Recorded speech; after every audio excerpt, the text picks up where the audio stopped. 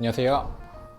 우리 반려동물에 대한 궁금증을 쉽고 간단하게 알려드리는 우리 동네 수의사 전성곤입니다. 지난 시간에는 우리 아이들의 피부병 중 농피증에 대해서 알아봤는데요.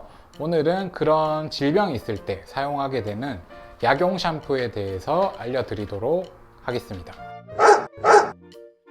자, 그러면 약용 샴푸란 무엇일까요? 평소에 아이들이 목욕을 할 때 적용하는 일반 샴푸와는 다르게 피부에 질병이 보일 때 사용하는 제재를 일컫습니다. 주로 전신적인 피부병이 심한 아이들이 주로 사용을 하게 되며 대표적인 국소용법으로 일컬을 수 있습니다.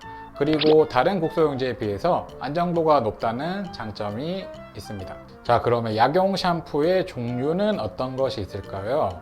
주로 세균 감염에 의한 피부병을 나타날 때 쓰는 항세균 샴푸, 그리고 곰팡이 감염이 있을 때 사용하는 항진균 샴푸, 그리고 보조적으로 아기들이 푸석푸석하고 건조한 피부를 갖고 있다면 보습 샴푸를 적용하기도 하고요. 그리고 아기들이 외부기생충에 대해서 감염이 있다라고 하면 항기생충 샴푸 등도 있습니다. 그리고 각화질환이 있을 때 사용하는 항지루 같은 샴푸도 있고 여러 가지 기능에 따라 종류가 나누어진 것을 보실 수가 있을 것입니다.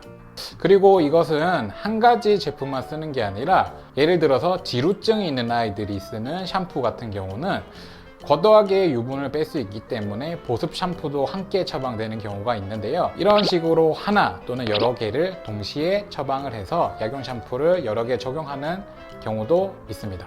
자, 그럼 이 약용 샴푸를 적용하는 방법은 어떻게 될까요? 첫 번째로는 주기입니다. 주기. 어느 정도 주기로 아기들을 목욕을 시키느냐, 이것도 상당히 중요한 시점일 건데요. 보통은 일주일에 2번 정도를 기본으로 하고 피부 병변부가 호전이 있다라고 하면 추후에 일주일에 한 번, 2주에 한 번 이런 식으로 줄여나가게 됩니다. 두 번째로는 욕실에서의 사용 방법입니다. 맨 처음에 아기들 목욕을 시켜주실 때는 미온수나 아니면 약간 차가운 물로 시켜주셔야 되며 혹시나 물이 너무 뜨겁다라고 하면 그 부분에 소양감을 일으키거나 화상을 입을 수 있으니까 각별한 주의가 필요합니다.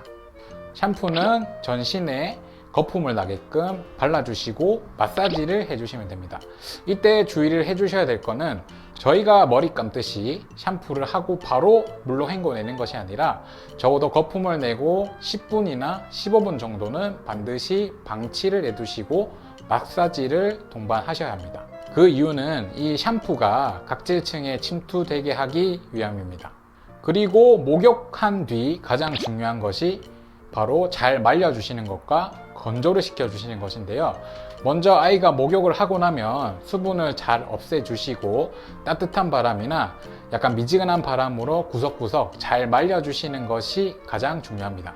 그리고 샴푸를 적용하고 건조를 시켜주시고 나서는 또 하나 보셔야 될 부분이 있는데요. 샴푸에 대해서 아이가 피부에 과민 반응이 일어나지 않는지 잘 봐주셔야 합니다.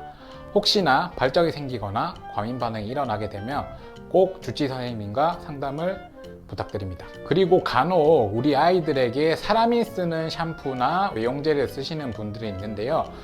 이 부분은 사실은 절대 금기입니다. 아이 같은 경우는 산성도라고 하죠. pH가 사람이랑 강아지, 고양이 모두 다르게 되는데요. 사람 피부의 평균 pH는 4.8, 고양이의 경우는 6.4, 강아지의 경우는 7.4로서 산성도가 다르게 돼서 거기에 맞는 샴푸를 각각 적용을 하는 것이 가장 좋습니다. 오늘은 우리 아이들이 피부 질환이 있을 때 사용하는 약용 샴푸에 대해서 알아봤는데요. 올바른 방법과 올바른 주기 이런 것들을 잘 지켜주셔서 우리 아이의 피부 건강에 도움이 될 수 있게 꼭 적용을 부탁드리겠습니다. 오늘 내용이 도움이 되셨다면 구독과 좋아요를 눌러주세요. 감사합니다.